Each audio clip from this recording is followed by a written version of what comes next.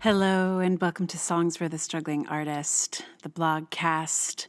This is episode 85, and I'm recording this on Monday, March the 5th, and I am actually recording this on the same date that I actually put out this blog, which almost never happens.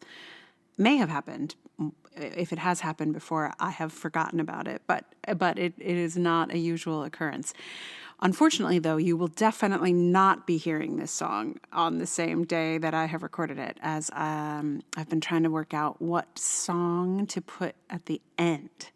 And I have two ideas, but neither of them are ready for recording or even, singing all the way through. So it's going to take me a little minute to learn a couple songs that are right for this blogcast. But meanwhile, I thought I'd record this bit of it. So once I finally get those songs organized, this is ready to go. So that will tell you, whatever date that is when that finally happens, will tell you about how long it takes me to work that kind of thing out and to find the time to do it. Like, it's not just how long it takes me to actually figure something out. But we'll see. We'll see. That is the game that I am playing here with myself.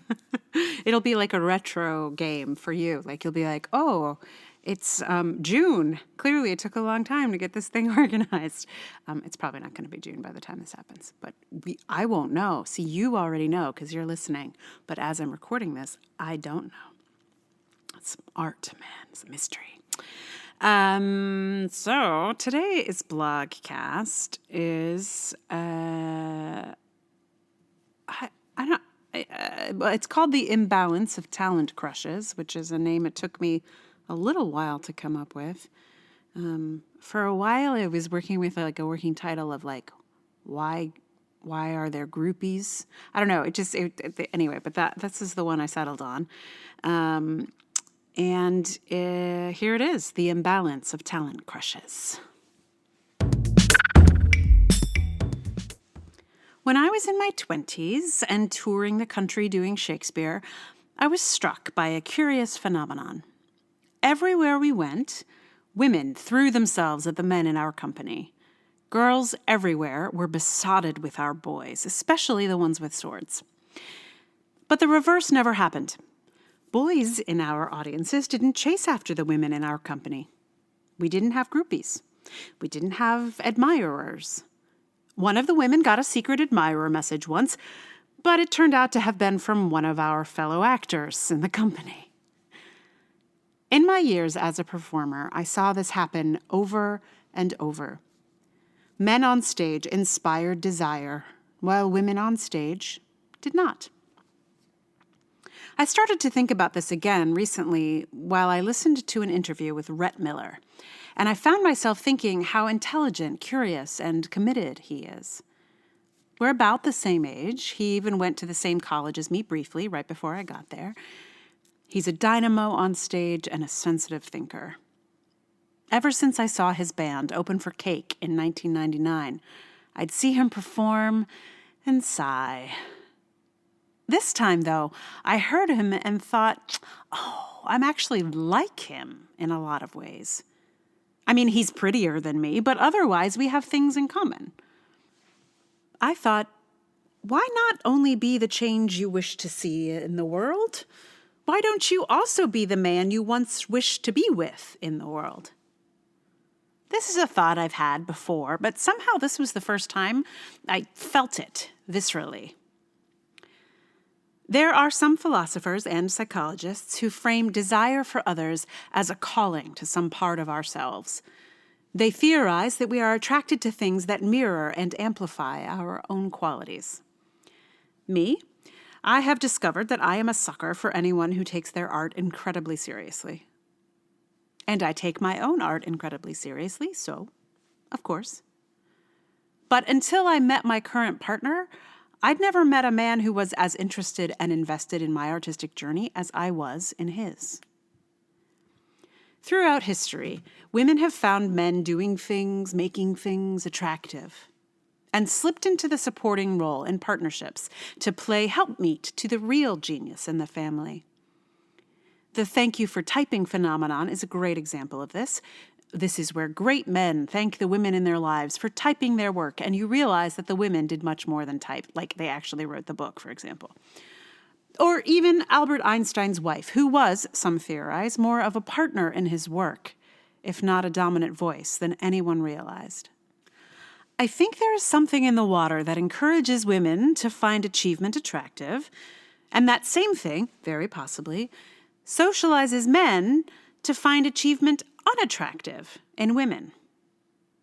I have only very rarely heard of a man developing a crush on a woman because of her book or her play or her leadership or even her acting prowess. The trope is that he will fall for her in spite of those skills. If she's pretty enough, a man can overlook her accomplishments, but because of the accomplishments, not so much. Is this true of every man? Of course not. But it is the dominant cultural impulse. And of course, I am mostly talking about heteronormative behaviors here. I know it is infinitely more complex than this. But it does seem important to identify this undercurrent that flows through our dominant culture. Women develop talent crushes. Men, generally, do not. This is a hugely damaging pattern that hinders many women's achievements. In the interest of attracting a man, or even to just seem attractive, women may play down their intelligence, hold back at their jobs. It happens. I've seen it happen so many times. Case in point, Hillary Clinton. She is the epitome of a high-achieving woman, and the dominant response to her is distaste. Women across the world developed crushes on Obama, and I don't want to think about it, but there are those who find our current men in government attractive. Is there a man out there with an achievement crush on Hillary Rodham Clinton? I've never heard of one. I'm going to guess not. Is there some dude out there who finds Elizabeth Warren impossibly hot due to her political prowess? Is there an Angela Merkel fan club, or a dude who finds Theresa May's rise to political power irresistible? I doubt it. I think real progress in creating spaces for women's achievement will happen when men start to find women's achievement as attractive as women find men's achievements or talents or skills. The moment when women are seen as sexy just for making something or achieving something, for expressing something or leading something, for being funny or talented or smart or brave or for their expert sword skills, that is the moment we will have finally turned the corner on equality. So the original inspiration for this blog post is actually no longer in the blog post. I started thinking about this because I was reading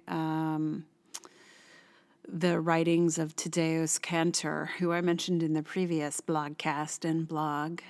He's a Polish theater director.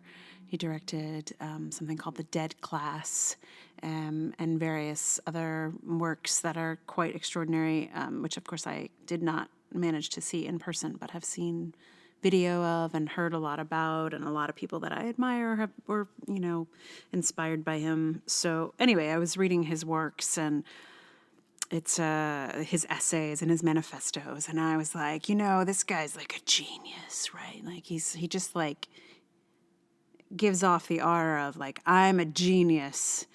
And I just was thinking how I'm sure he was insufferable to be around, right? Like, or if I lived at the time that he, if I'd like worked with him or been around him, I would have been like, ugh, this guy.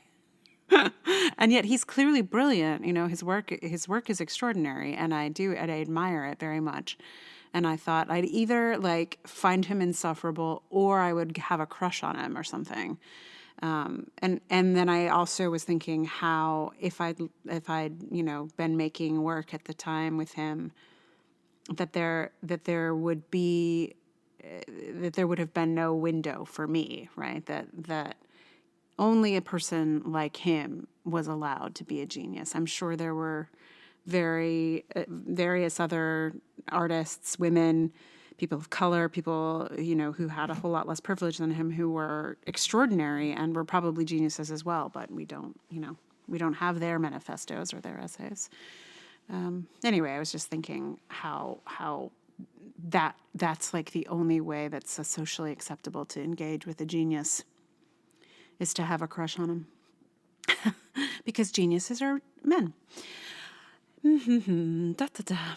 So I'm going to offer up for you for a podcast. I'm sure I've recommended it before, but I was trying to think of who are some ladies that you should have a crush on, a talent crush on. And I decided I would suggest to you Invisibilia. If you have not already run into Invisibilia, those are some fabulous ladies to have a talent crush on. So check them out if you haven't managed it yet. It's one of those like super popular podcasts. It's like recommending Serial, I think, which is another lady you could have a talent crush on. Please enjoy. So this song here at the end, it has to be a Rhett Miller song, obviously, because I mentioned him. And I am on an old 97s Rhett Miller kick lately. The last podcast was an old 97 song. The previous podcast was an old 97 song, although you didn't hear it because I have not yet posted that episode. And I don't know if the one before was also, but it is kind of a trend at the moment. I was going to try and not do a Rhett Miller or an old 97 song right here, but then I was thinking about it and I was like, well, I'm actually talking about Rhett Miller in this piece, so it sort of has to be. So it is either Hover, a song by Rhett Miller solo, or a song called Designs on You, which is an old 97 song. I'm thinking it's probably going to be Hover, but in case I can't really work it out, it might be Designs on You. So here you go. Whichever song it is right here, right now. There's only one of you, parked on a bridge, wondering if the radio is playing, if you're crazy or there's voices in your head. You got a heart so big, goes all the way to California, where the water meets the land. I hope you folks will understand. The city is dark, but we're not scared. Wrapped up in each other, making loving out of nothing, like the air supplier said. You got me so far gone, I'm past Governor's Island. I'm past the Verrazano Bridge. I'm past the Verrazano Bridge. You come and you glow and you hum and you hover. I cannot believe that you're my lover. You come and you glow and you hum and you hover. I cannot believe you're my lover. I cannot believe you're my lover. I cannot believe.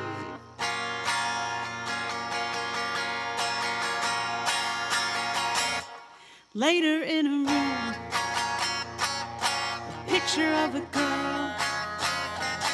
It doesn't do her justice. What it does is make you realize you ought to be with her. I'm talking about right now. Yeah, I mean this instant, where the hip will meet the hands. I hope your folks will understand. You come and you glow and you hum and you hover. I cannot believe that you're my lover. You come and you glow and you hum and you hover. I cannot believe you're my lover. I cannot believe you're my lover. I cannot believe you're my lover. You're my lover. You're my lover.